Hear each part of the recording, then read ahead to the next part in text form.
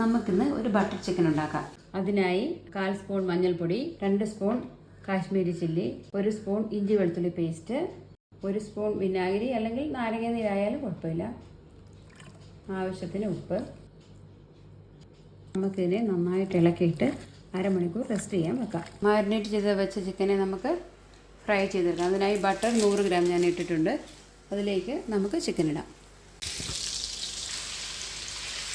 ഒത്തിരി ഫ്രൈ ആവണ്ട, ഒരു മീഡിയം, അതിൻ്റെ ആ പച്ച നിറമൊക്കെ ഒന്ന് വറുത്താൽ മതി. ഒത്തിരി കരകരാന്നുള്ള വറക്കണ്ട. അതിനുശേഷം നമുക്കതിനൊന്ന് കോരിയെടുക്കാം.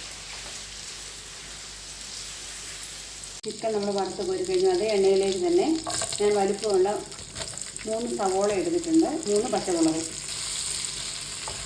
അപ്പോൾ നമ്മുടെ ഉള്ളി ഏകദേശം മൂത്ത് കഴിഞ്ഞു. ഇനി ഇതിലേക്ക് നമ്മൾ ഇഞ്ചി വെളുത്തുള്ളി പേസ്റ്റ് 1 സ്പൂൺ ഇടുക.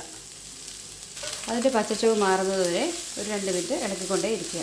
മുറിച്ച് വെച്ചിരിക്കുന്ന ഇതൊരു 4 തക്കാളിയുണ്ട്, മീഡിയം വലിപ്പമുള്ള 4 തക്കാളി. തക്കാളി ഏകദേശം വഴന്നു കഴിഞ്ഞു. നമുക്കതിലേക്ക് 2 സ്പൂൺ മുളക് പൊടി ഇടാം, 1 ടീസ്പൂൺ ഗരം മസാലയും 1 സ്പൂൺ വിനെഗർ കൂടി ഒഴിക്കണം.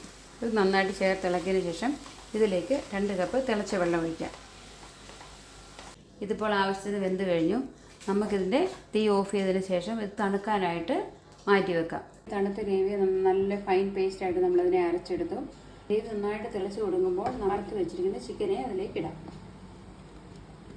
ഗ്രേവി തിളച്ച് കഴിയുമ്പോൾ അതിലേക്ക് നമ്മൾ 2 സ്പൂൺ ടൊമാറ്റോ സോസ് ഇടുക, 1 സ്പൂൺ കസ്തൂരി മേത്തി. ഇത് ഫ്രൈ പാനിൽ വെച്ച് ചൂടാക്കി നന്നായിട്ട് ഞെരടി പൊടിച്ചതാണ്.